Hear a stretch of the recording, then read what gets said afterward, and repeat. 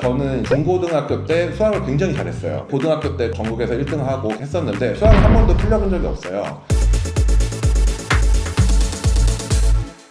안녕하세요. 전국에 계신 학부모 학생 여러분, 저번 편에서 얘기를 많이 했던 게 초중고 시절에 공부를 열심히 해야 되는지 그게 왜 더 효율적인 것인지에 대해서 좀 말씀을 드렸는데, 결론적으로 말씀드리면은 초중고 시절에는 공부하는데 가장 많은 시간을 들이자, 그게 이제 결론이었고요. 그러면 이번 영상에서는 어떻게 해야지 공부를 효율적으로 잘할 수 있는지 설명을 해드리기로 하겠습니다. 저번에 얘기했던 거는 20% 정도의 학생들만 공감을 못했다고 하면은, 이번에 얘기할 주제는 한 70-80% 이상의 학생들이 더 공감할 수 있는 내용으로 해가지고 설명을 드릴게요. 일단은 중고등학교 시절에 공부를 잘한다는 거는 두세 가지로 나눠서 얘기할 수가 있거든요. 첫 번째는 학교 시험을 잘 봐야겠죠. 두 번째는 수능을 잘 보는 거고, 세 번째는 수행평가라든지 논술이라든지 평가하는 것들이 있죠. 그런 거를 좀 잘할 수 있는 방법을 설명을 해드리도록 하겠습니다. 중고등학교 시절에서 놓고 봤을 때는 수학이라는 과목이 제 생각에는 한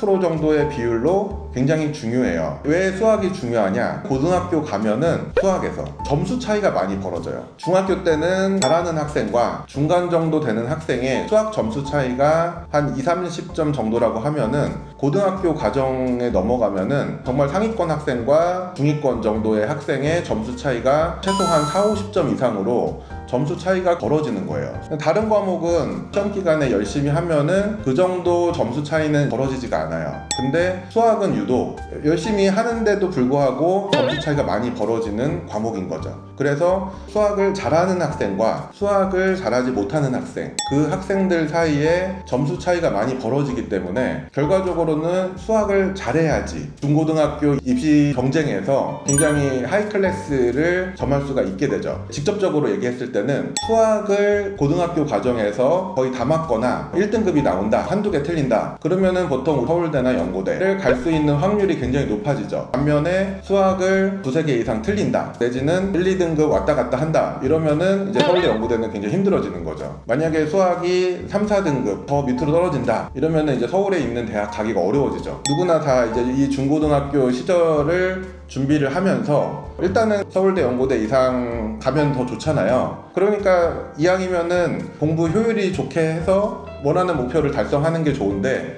아까도 얘기한 것처럼 그걸 달성하기 위해서의 최소 요건이 그냥 수학이에요. 수학이 1등급 이상이 나와야 되고, 그리고 수능을 봤을 때 거의 다 맞아야 되죠. 그래야지 우리가 목표로 하는 그 정도 대학에 입학할 수 있는 기본적인 요건이 되는 거예요. 이 내용은 70-80% 이상의 학생들이 알고 있는 내용이에요. 이게 안 됐기 때문에 이 70-80% 이상의 학생들이 수학을 끊임없이 계속 공부한단 말이에요. 수학을 아무리 열심히 공부해도 제가 방금 얘기한 게 해결이 안 돼요. 해결이 안 되기 때문에 다른 과목을 공부를 못 하는 거예요. 수학 이외의 과목이라고 하면은 국어, 영어, 사회, 과학 뭐 이런 과목들이잖아요. 근데 이런 과목들은 있잖아요, 그냥 많이 하면 잘하게 돼요. 국어 같은 경우는 한국말이기 때문에 출제 의도를 파악하고 꼭 해야 되는 내용들이 있어요. 뭐 고전, 뭐 수필, 문학, 시 뭐 이런 것들이 있단 말이에요. 그런 거를 많이 보면 볼수록 잘하게 돼요. 그리고 영어도 언어잖아요. 언어나 이런 것들은 노출을 많이 하면 할수록 잘하게 될 수밖에 없고, 문제를 많이 풀어보고 문제 유형을 반복하면은 잘하게 돼 있어요. 그러려면은 수학이 어느 정도 빨리 정리가 돼야지 영어랑 국어 점수가 같이 올라간다는 거죠.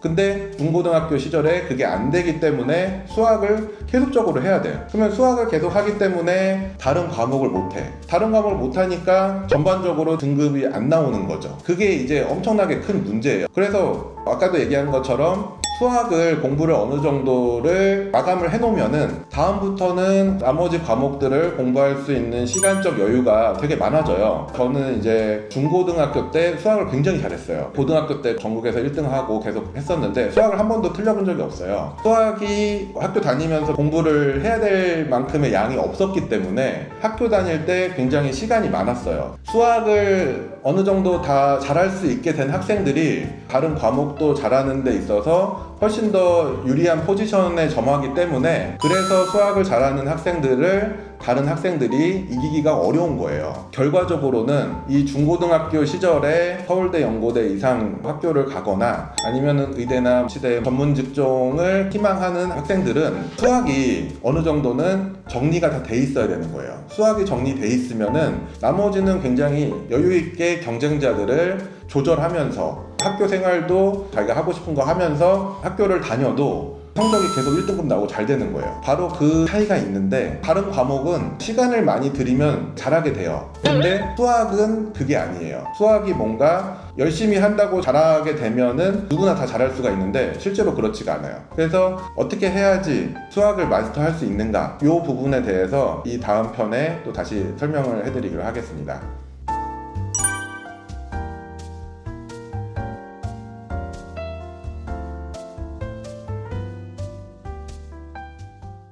학부모 학생 여러분, 지금까지 영상을 시청해 주셔서 감사합니다. 저는 김아람 원장이었습니다.